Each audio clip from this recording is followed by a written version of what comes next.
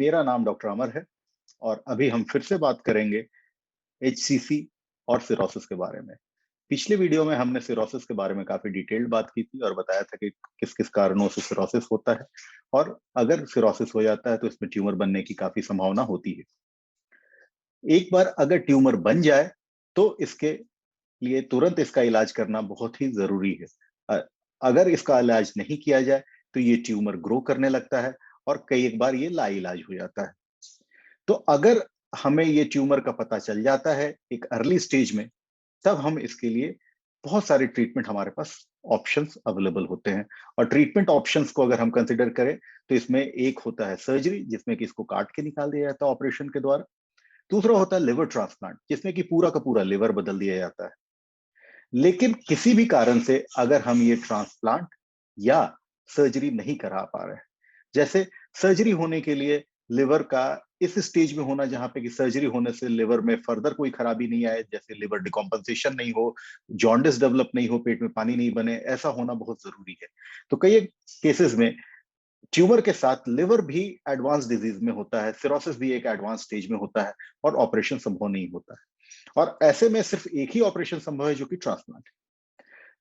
अगर किसी भी कारण से ट्रांसप्लांट संभव नहीं है, जैसे कि पेशेंट का एज ज्यादा है या डोनर की समस्या है या कोई और कारण जिसके चलते हम ये ट्रांसप्लांट नहीं करा पा रहे हैं, तो भी अर्ली स्टेज में हमारे पास डिफरेंट ट्रीटमेंट ऑप्शंस अवेलेबल हैं। अब अगर हम बात करें अर्ली स्टेज, बार बार मैं यूज कर रहा हूं अर्ली स्टेज एचसीसी क्या है? अर्ली स्टेज एचसीसी है, एचसीसी जब 1 सेंटीमीटर या 2 सेंटीमीटर का होता है तो उसको वेरी अर्ली स्टेज कहा जाता है। या वो 3 सेंटीमीटर का उसको का है, जब तक वो 3 सेंटीमीटर का होता है तो उसको अर्ली स्टेज एचसीसी कहते हैं। तो अगर कोई भी एचसीसी 3 सेंटीमीटर तक का साइज है तो फिर हम उसका ट्रीटमेंट करने के लिए थर्मल अब्लेशन का इस्तेमाल कर सकते हैं। अब थर्मल अब्लेशन क्या है? थर्मल अब्लेशन एक ऐसा टेक्निक है जिसमें कि नीडल के द्वारा हम हीट एनर्जी उस ट्यूमर के अंदर डिपॉजिट करते हैं, यानी उसको जलाने की कोशिश करते हैं, जो कि दो विधि के द्वारा संभव है। एक है रेडियो फ्रीक्वेंसी अब्लेशन और दूसरी विधि है microwave oblation. Radio frequency ablation थोड़ा पुराना है और हम ऑलमोस्ट 15 साल 20 साल से इसको जानते हैं। और अगर माइक्रोवेव की अब्लेशन की बात करें तो ये 7 8 साल 10 साल से काफी पॉपुलर हो रखा है। और इन दोनों ट्रीटमेंट के द्वारा छोटे ट्यूमर्स का बहुत अच्छे से ट्रीटमेंट किया जा सकता है। अगर हम लेस देन 2 सेंटीमीटर, यानी कि 1.5 सेंटीमीटर 2 सेंटीमीटर तक की बात करें, तो आरएफए और माइक्रोवेव अब्लेशन मोर और लेस बराबर का रिजल्ट देते हैं। लेकिन अगर साइज थोड़ा बड़ा हो जाए तो कुछ कुछ जगहों पे, जहां पे कि ट्यूमर के आसपास नसें हैं, तो वहां पे माइक्रोवेव अब्लेशन का बेहतर रिजल्ट होता है, क्योंकि इसमें हीट सिंक इफेक्ट नहीं होता है, ट्यूमर को बहुत जल्दी जला दिया जाता है। तीसरा, इसकी नीडल स्लाइटली पतली होती है। अगर हम आरएफए के नीडल से कंपेयर करें तो माइक्रोवेव की नीडल थोड़ी पतली होती है। इसको कैसे किया जाता है? इसको करने के लिए हमें एक गाइडेंस की जरूरत होती है, क्योंकि ये एक मिनिमली इन्वेजिव टेक्निक है। जैसे कि मैंने शुरू में बताया कि अगर एचसीसी होता है तो हमारे पास ऑप्शन सर्जरी का भी होता है, लेकिन सर्जरी में आपका एक बड़ा चीरा लगेगा, उसमें कट होगा, ट्यूमर को काट के निकाला जाएगा और उसके बाद उसमें सूचर्स लगेंगे, यानी स्टिचेस पड़ेंगे। लेकिन ये जो अब्लेशन का तरीका है, थर्मल अब्लेशन, रेडियो फ्रीक्वेंसी या माइक्रोवेव, इसको एक नीडल के द्वारा किया जाता है। तो इसके लिए हमें कोई चीरा लगाने की आवश्यकता नहीं है।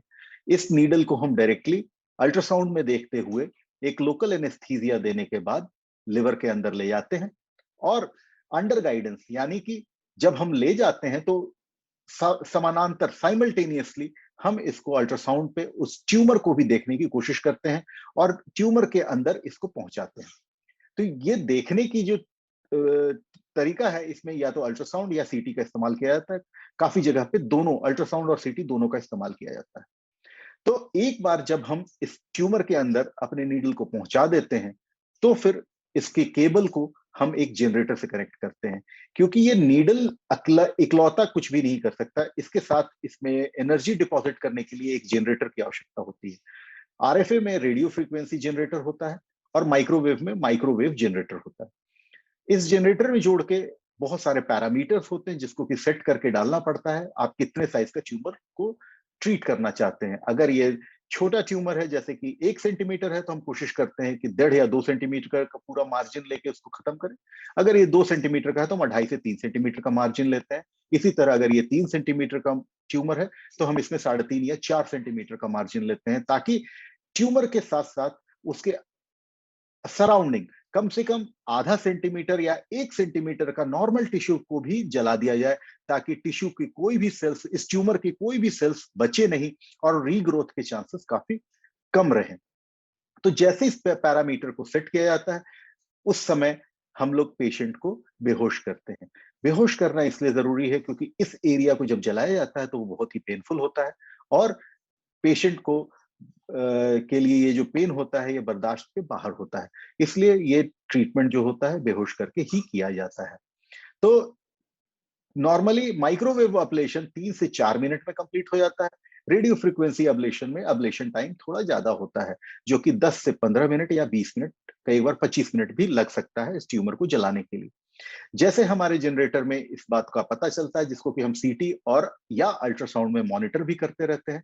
जैसे ये क्लियर हो जाता है कि इस ट्यूमर को जला दिया गया है, फिर हम उस नीडल को ग्रेजुअली बाहर निकालते हैं और पेशेंट को नॉर्मली इस तरह के अब्लेशन टेक्निक के लिए अस्पताल में 1 से 2 दिन की रहने की ही आवश्यकता होती है, जो कि सर्जरी की उपेक्षा बहुत ही कम है। इसमें जो तकलीफ है, वो भी काफ़ी कम होता है, क्योंकि आपको हॉस्पिटल स्टे एक तो कम हो गया, दूसरा कि जो पेन रहता है, वो इनिशियली 2-3 दिन ही रहता है, जिसके बाद की मेडिकेशन के लिए आपको ट्रीटमेंट दिया जाता है, टैबलेट्स होते हैं और वो टैबलेट से कंट्रोल हो जाता है। और नॉर्मली लोग अपने रूटीन एक्टिविटी को बहुत जल्दी जॉइन कर लेते हैं, कुछ लोग 2 से 3 दिन में ही जॉइन कर लेते हैं, लेकिन अमूमन 4 से 5 दिन या 6 दिन या मैक्सिमम 1 वीक ऐसा समय होता है, जिसके बाद की most of the people, maximum लोग अपने रूटीन एक्टिविटी को रिज्यूम कर लेते हैं या भी शुरू कर लेते हैं।